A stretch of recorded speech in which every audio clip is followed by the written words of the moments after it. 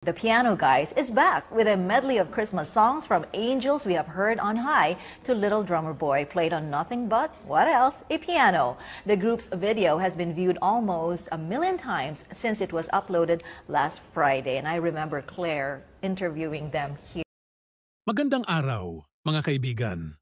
Sa episode na ito, bibigyang pugay natin ang isang respetadong pangalan sa mundo ng pagbabalita, si Amelin Veloso. Kilala sa kanyang dedikasyon sa larangan ng broadcast journalism, si Amelin ay naging isa sa mga pinakatanyag na mukha ng telebisyon sa Pilipinas. Kilala sa kanyang mapagkakatiwalaang boses at malinaw na paraan ng pagbabalita. Halina't balikan natin ang kanyang buhay mula sa kanyang pagkabata, ang kanyang pag-angat sa industriya, hanggang sa kanyang hindi malilimutang pamana. Dito sa Pinoy Wisdom.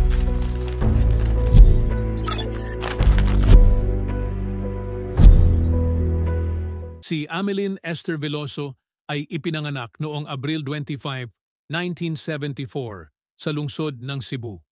Mula sa isang batang edad, ipinakita na niya ang kanyang interes sa pagbabalita at komunikasyon. Siya ay nag-aral sa University of the Philippines, kung saan lalo niyang hinasa ang kanyang kakayahan sa pagsasalita at pagsusulat. Ang kanyang matatag na pundasyon sa edukasyon at ang kanyang likas na kakayahan sa komunikasyon ang nagbigay daan sa kanya upang pumasok sa mundo ng broadcast journalism. Nagsimula ang karera ni Amelin Veloso bilang isang reporter at anchorwoman sa lokal na istasyon ng telebisyon. Agad siyang napansin dahil sa kanyang klaro at matatag na paraan ng pagbabalita na naging dahilan upang mabilis siyang umangat sa kanyang propesyon. Isa sa mga unang network na kanyang pinagsilbihan ay ang RPN9, kung saan siya ay naging isa sa mga kilalang mukha ng istasyon.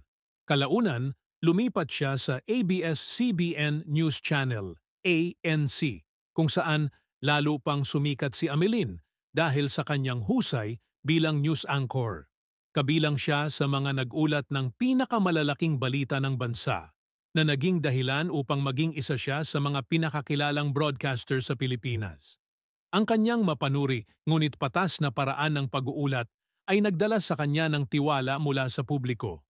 Noong 2012, naging bahagi siya ng CNN Philippines kung saan nag-host siya ng iba't ibang mga programa tulad ng New Day at Headline News. Dito, lalo niyang ipinakita ang kanyang kakayahan hindi lamang bilang isang news anchor, kundi pati na rin bilang isang host na may malalim na kaalaman sa mga isyu ng bansa at mundo. Sa kabila ng kanyang tagumpay, hindi rin naiwasan ni Amelin Veloso ang mga hamon sa kanyang karera. Isa sa mga naging pagsubok para sa kanya ay ang pagbabago ng landscape ng media, kung saan nagkaroon ng mas mataas na pressure sa mga journalists na magbigay ng mabilis, ngunit tumpak na balita. Sa kabila ng mga hamong ito, nanatili si Amelin sa kanyang prinsipyo ng katotohanan at integridad sa pagbabalita. Bilang isang ina at profesional, kinailangan din ni Amelin na magbalanse sa pagitan ng kanyang trabaho at personal na buhay. Ngunit sa kabila ng kanyang abalang schedule, nagawa niyang maging isang inspirasyon sa maraming kababaihan na pinagsasabay ang kanilang karera at pamilya. Sa kasamaang palad, si Amelin Veloso ay pumanaw noong Agosto 24, 2017 sa edad na 43 dahil sa kanser sa atay. Ang kanyang biglaang pagpanaw ay nagdulot ng matinding kalungkutan hindi lamang sa kanyang pamilya, kundi pati na rin sa mga kasamahan niya sa industriya at mga manunood na sumubaybay sa kanya sa loob ng maraming taon. Sa kabila ng kanyang maagang pagpanaw, ang kanyang pamana bilang isang mamamahayag na may mataas na pamantayan sa etika at profesionalismo ay nananatili. Iniwan niya ang isang pamana ng pagiging isang huwaran sa integridad, dedikasyon at pagmamahal sa propesyon.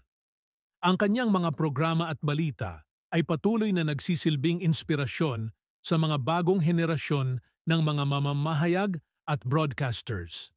Hanggang ngayon, si Amelin Veloso ay itinuturing na isa sa mga pinakamatatag at mapagkakatiwalaang boses sa larangan ng Philippine journalism. At diyan nagtatapos ang ating pagtalakay sa buhay at karera ni Amelin Veloso, isang mamamahayag na nagbigay ng kanyang buhay para sa pagbabalita at paglilingkod sa publiko. Ang kanyang pamana ay mananatili sa puso ng mga Pilipino at sa larangan ng journalism. Huwag kalimutang mag-subscribe para sa mas marami pang kwento ng mga dakilang personalidad sa Philippine entertainment at media. Maraming salamat sa inyong panunood. Hanggang sa muli, dito lang sa Pinoy Wisdom!